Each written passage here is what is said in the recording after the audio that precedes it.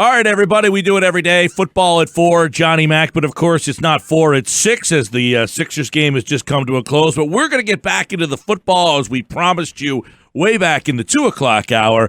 Mike, Moshe, Ryan, Josh Henning producing the show, and of course, John McMullen. Follow him at JF McMullen. We have a lot of football to get into. Johnny Mac, what's going on? Doing well. How are you guys? We are well, and we've got Andy Reid and Kyle Shanahan heading to the Super Bowl as we got a good matchup there. We will get into that. We got some Eagles stuff to get into as well. So let's dive into that first. It looks like Graham Harrell, who you were talking about on Friday's show, has kind of said, I'm not going to interview for the job. Yesterday, there was some news that came down that Mike Kafka, they're going to ask permission here. So are all signs for you kind of pointing towards Kafka maybe becoming the guy that moves to the top of the pack? Yeah, well, I think the Senior Bowl, which starts this week, obviously, the practice week, which I always talk about as sort of a convention for coaches, will clarify some things. Yeah, the Eagles have an issue, obviously, with Mike Kafka. The Chiefs don't have to let him go because he would be coming for an offensive coordinator job that doesn't call plays. The only thing you have to give permission for is head coaching GM jobs. Now, on the other hand, Andy has kind of said in the past he regrets blocking people from taking steps forward. And the Eagles have a deep relationship with the Chiefs, in case you haven't noticed. So they kind of know if the Chiefs are going to allow Mike Kafka to interview. So from their perspective, they probably already have that in their back pocket. They probably already understand if they're going to be allowed to go in that direction. It makes a lot of sense from a philosophy standpoint.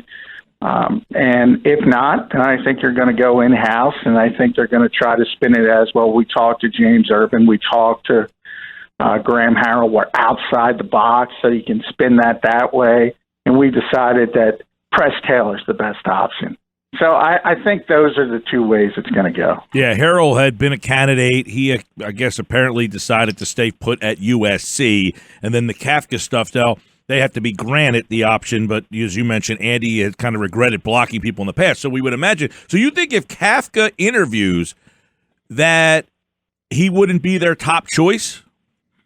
No, I think he would be. That's what I'm saying. The Eagles kind of, like I said, the Eagles know. The Eagles have a very good relationship with the Chiefs and Andy Reid, and obviously Andy Reid's the reason Doug Peterson is here. Andy Reid's the reason Nick Foles didn't retire. I mean, he's still very meaningful to this organization, this franchise. Jeffrey Lurie, Howie Roseman, they have a tremendous relationship.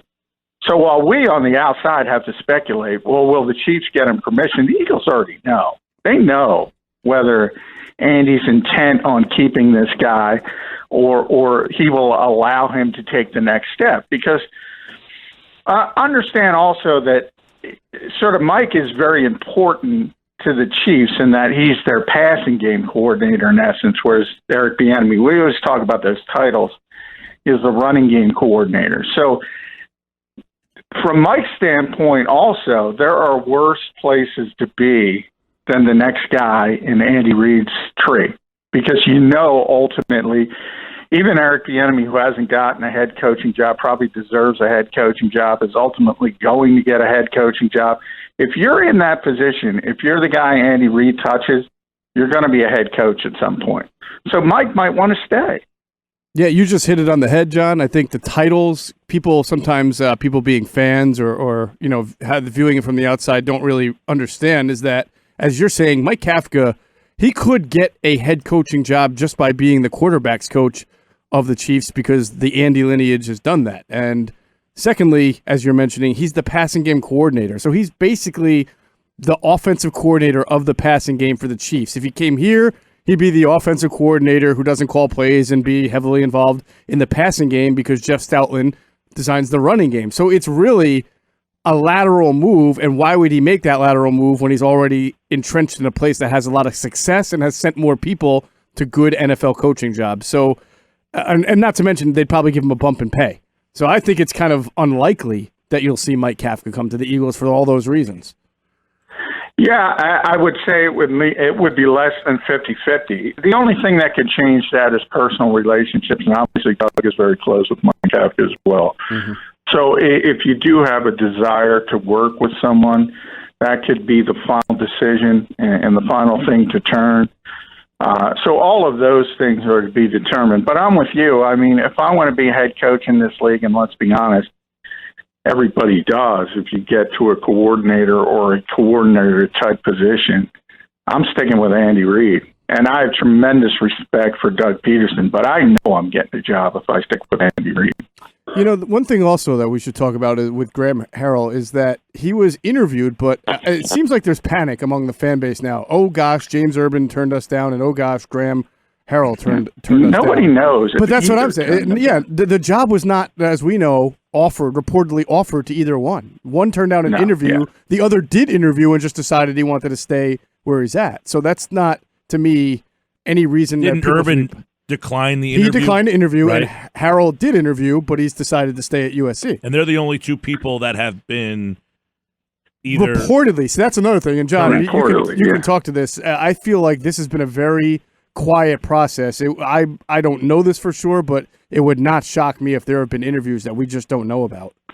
No, the Eagles have been very tight-lipped. I mean, it's almost certain they talked to the in-house candidates. It's almost certain they talked to Deuce and Press Taylor, and certainly, it wouldn't surprise me at all if there's names that haven't been leaked as well. And, yeah, they might have told James Urban, look, you know, we like you, but we want to talk to these people, and he kind of knows he's not going to get the job, and you pull out, and that's what you do.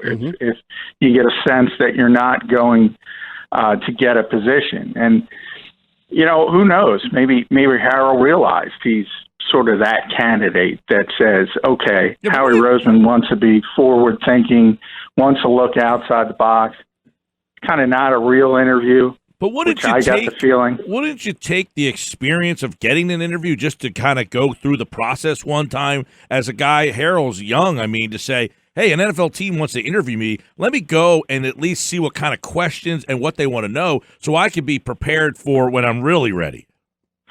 Yeah, it really depends on the person. I mean, I've argued the Rooney Rule obviously has not been effective, but you would really have to break it down to individual candidates from a standpoint.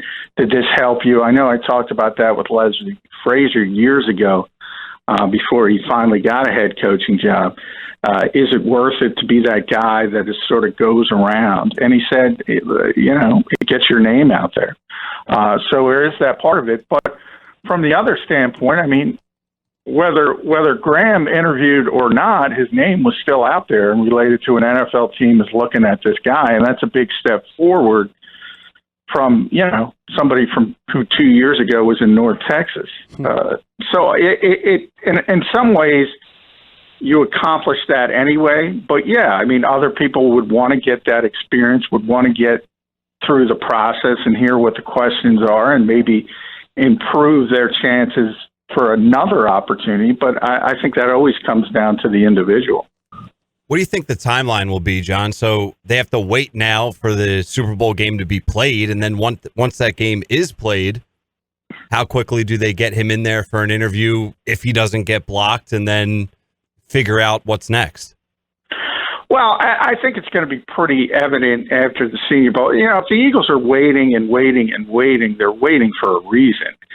And it might not even be Mike Kafka. It might be like Mike LaFleur. Who knows? But obviously, if they're not seizing the moments, and this is the week in a lot of ways for assistant coaching in the NFL, and you'll see it throughout the week. You'll see the Cincinnati Bengals today, for instance, updated their coaching staff.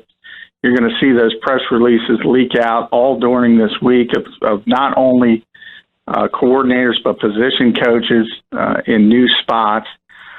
So you kind of know if you get past this week, there's a reason you're getting past this week. John, do you see any shot of Mike McCoy maybe getting an interview as a guy who might just be left over of, you know, represented by Bob Lamont, so that always helps. And, you know, he's kind of the same Frank Reich. I mean, was with the Well, Chargers. he was here. He was at training camp. So there's a forgot about that relationship at some point where he came to observe, and you see, I mean, that happens. It's not that rare that coaches come to observe when they have some downtime, other teams' practices, but it's also noticeable. It gives you an indication that he gets along with people in the organization. And I think it's interesting, when the Harrell thing came out, people, the narrative up to that point had been, well, you need Frank Reich. Well, you need a steady veteran presence to keep Doug on track. And then it was Graham, and it was like, oh, we got this innovative college coach, not understanding air raid is maybe the most simple offense you're ever going to see since Chip Kelly.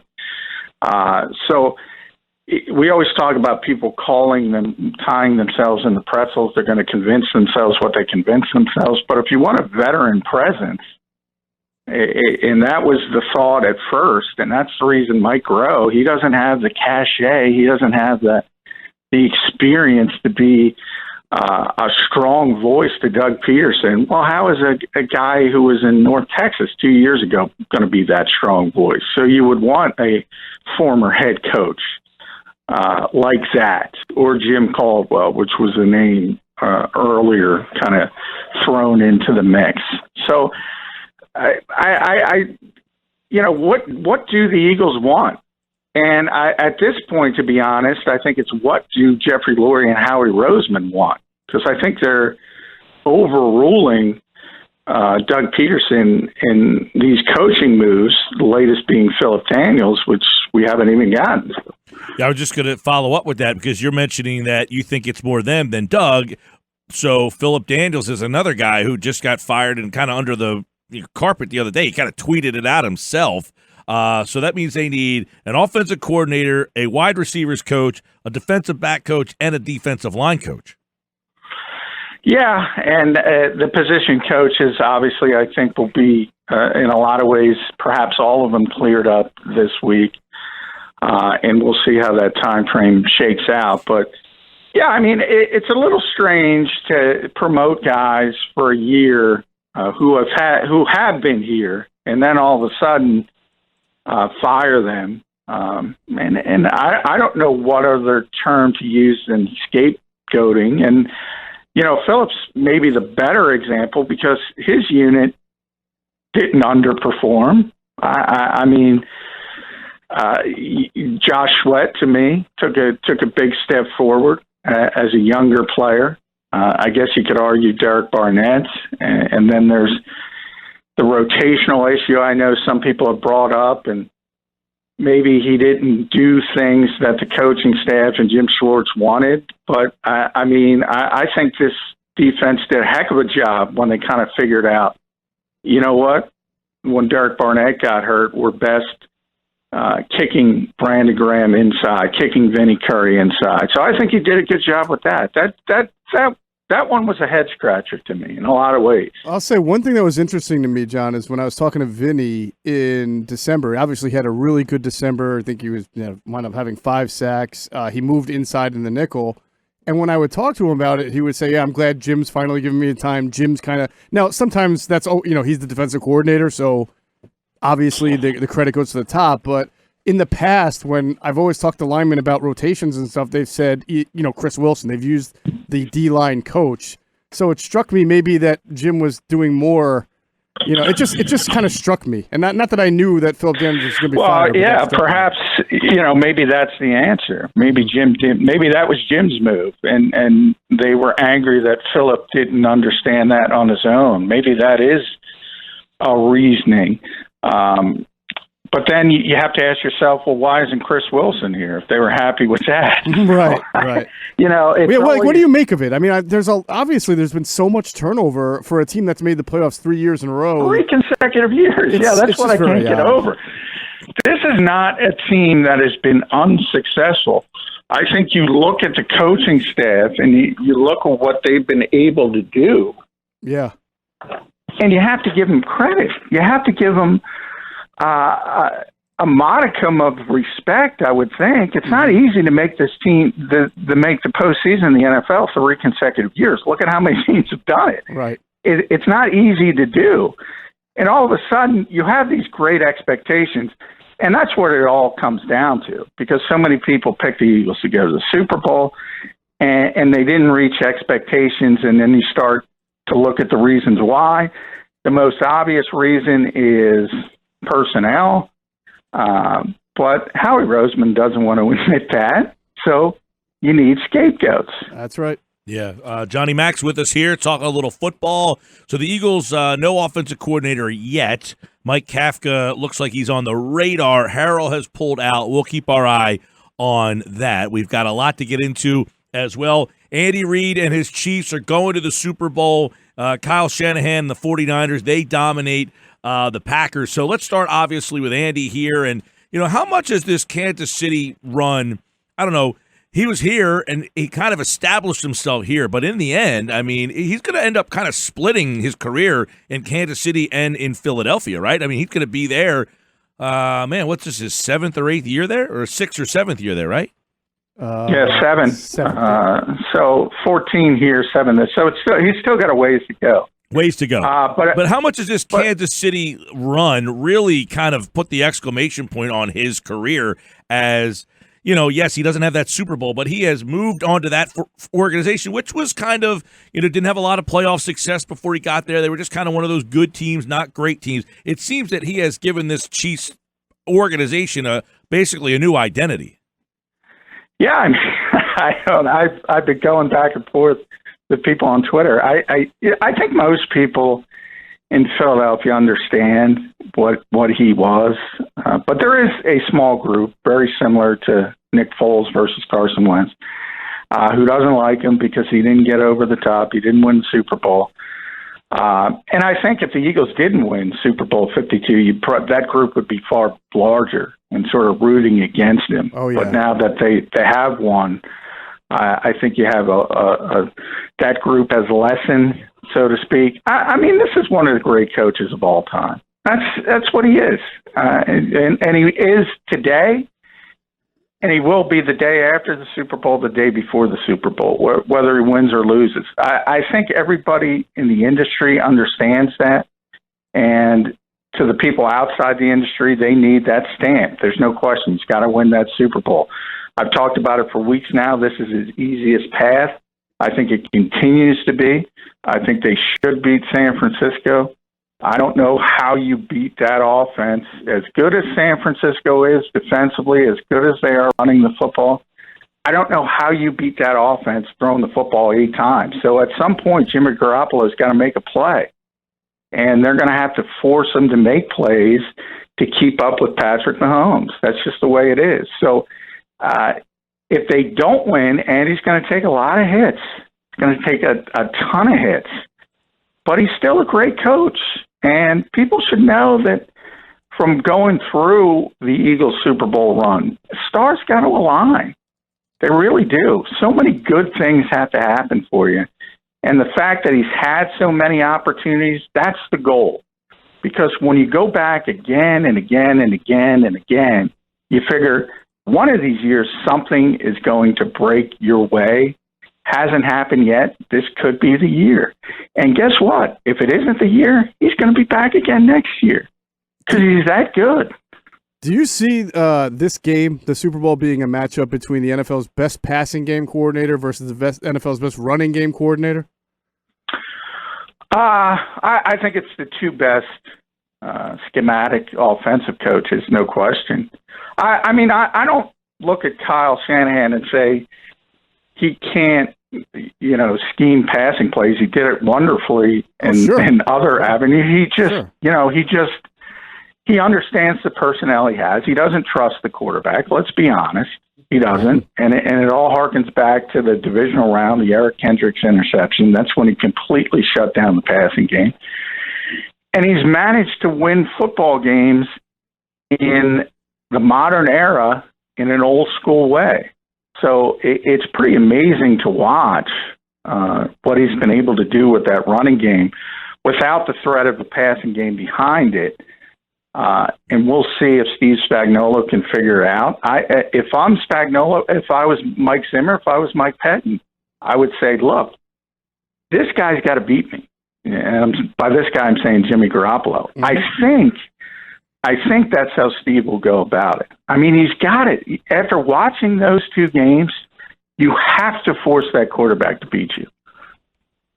Johnny Mac's with us talking some football. We got the championship, the Super Bowl set, obviously, with Andy Reid's Chiefs, Kyle Shanahan's 49ers. And, one thing we were kind of talking about, we do our Fine Five, Ugly Five every week. And, Tennessee, I don't know, does that team, they had so many questions in the offseason with the Henry and Tannehill, but, like, at the end of the day, like, if they don't bring those guys back, can they continue that style of football? Like, they're one of the more interesting offseason teams, but would you put them, too, in your top 5 at the end of the year with their whole body of work? You know what? I don't know if I would, but I don't think, in other words, they made the Final Four. I don't think they were one of the 4 best teams. I think they got hot at the right time, and they did a very good job, and they won a very specific way. And I kind of talked about it last week before the game. Have to win that way. And I mentioned if they get behind by 2 scores, the game's over. And that's essentially what happened.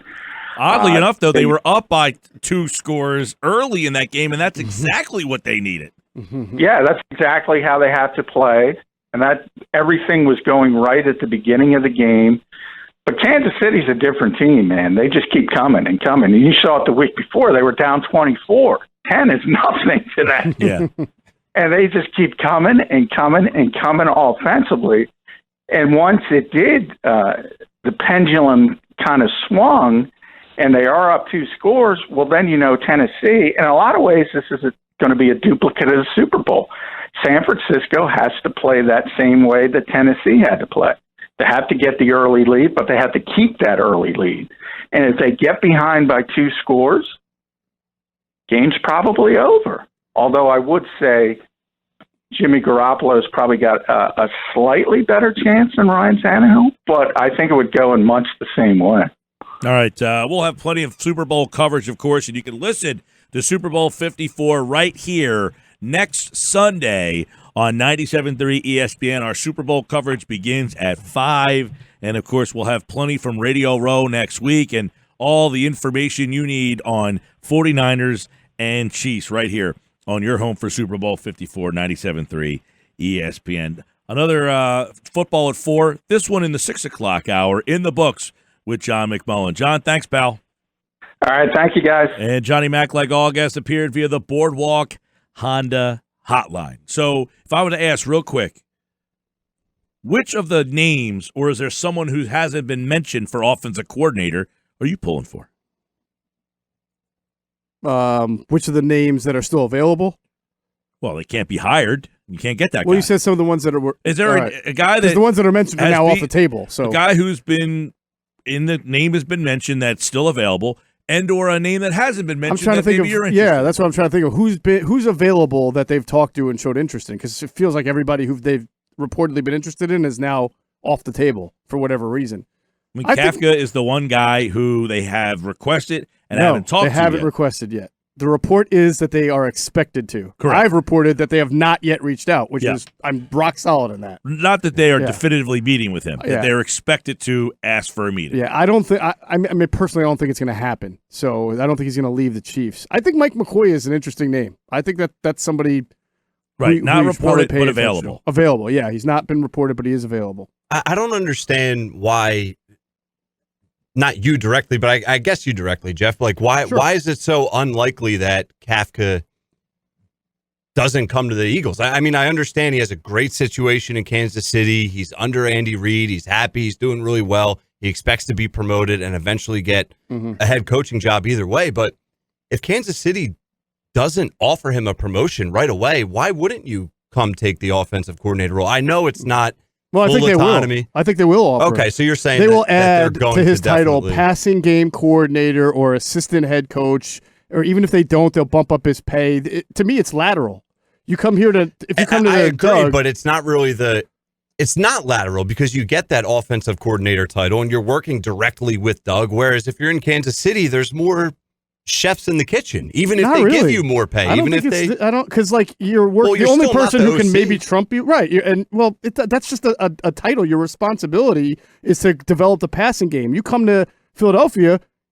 Stoutland's in charge of running game, so he's like the Bieniemy here. It's literally to me the same exact situation, except the old title of offensive coordinator. So if they give him passing game coordinator, and by the way, you can be a quarterback coach, as we know with Andy Reid, and get a job. So I don't think That would be a really it interesting improves scenario. his job perspective. That would be, well, I think that's I half a think it dozen does, one another. yeah. I mean, Reich was a coordinator here and got a head coaching job. Now, you Yeah. say Andy has a longer track record, but Doug's been at it shorter. He's been a coach for 4 years. He's got one head coach already. Sure. So if you're a Kafka, Well, so does Andy. I'm saying Andy has a longer Andy has track two. record of it, Right. but he's been doing it longer. Peterson had one coordinator previous to this year, and that guy already got hired. So if I'm Yeah. Kafka, I don't feel that my chances of getting the job are any less. I don't think it's any less, but is it any better? I mean, if he comes No, to but Philly, the question is, right, which place does he feel he has more responsibility? I think or where does he feel more? He was drafted here. Does he feel more comfortable coaching with Andy because he knows Andy better, or because he played in Philly that he feels more comfortable here? And Where does he want to live? Philadelphia or Kansas City? I mean, it could come down to as simple as that kind of stuff. Well, and I would say to the argument to staying, factor in, as great as Carson is, he's with the best quarterback in the NFL right but now, that bar could none. be, and you're 100% right. What, But held let's against say, him? no. Oh, okay. Let's say the Chiefs win the Super Bowl. Now, you were just a big part of the best offense in the NFL, arguably in the last 2 years. You just won the Super Bowl. The Eagles have been mightily struggling, maybe a little bit of an exaggeration, in the passing game lately. You come to Philadelphia as the offensive coordinator, and over the next 2 years, their offense is clicking. They maybe win another Super Bowl as the OC. I mean, that would be impressive. If he wins the Super Bowl, I agree, but if he you're can take gonna his resume up Right. a notch by bringing his passing Knowledge, ideas to the Eagles passing game, and if they go up the next 2 years because he's a part of that, that makes him as a coordinator. and that's I don't a new think that challenge. really. That's If you're outlining that as a scenario, and then the other scenario is you stay with the Chiefs, and I think we all expect them to be pretty darn good even next year. At this time next year, how different are you seeing around the league? Here's one thing I want to throw into for your jobs. John talked about the Rooney Rule. Mhm. You got Bieniemy on your own staff. What are the chances that the quarterback coach of that staff gets a job before the offensive coordinator on that staff? That would look really bad. Oh, it happens all the time. It wouldn't shock me at all. I know that, but I'm saying that would look pretty bad. So if in his mind he's saying, I got to get out of here so that I can give Bieniemy a better shot of getting a job so they don't poach me from this. I'm not sure. I mean, that's a little tinfoil hat, but hey, maybe he does a solid for Bieniemy by saying, I'm going to let you be the coordinator here. I'm going to get out of here. All right. Well, be a heck of a friend. what but would you handicap the odds of that scenario at? Not great. I'm just Right. saying. So that's why when you ask me why do I think it's more likely he stays in Kansas City, the scenario you guys laid out is like to me a 20% But scenario. he could also be thinking to himself, hey, Bieniemy is a hot name for a head coach. He's the coordinator here. He's going to get looked at before I am. So I'm going to get out of here so I can get more looks. Yeah, Maybe that's the way I'm he's not. thinking. I don't feel like. I feel like if I'm, unfortunately, if you're Kafka, you're looking at it like I got just as good of a shot, if not better, of getting a head coaching job than Eric because I'm a passing game coordinator. I'm a quarterback. I'm white.